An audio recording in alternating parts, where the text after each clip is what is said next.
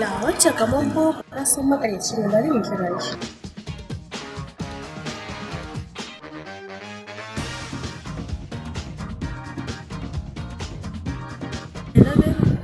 Dama na zo unguwarku ne ina son kai haba da Allah.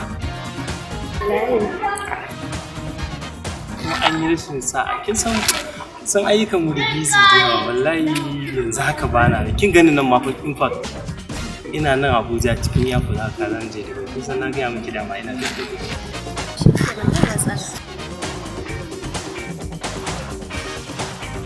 Bari na je na kura ƙaryarsa.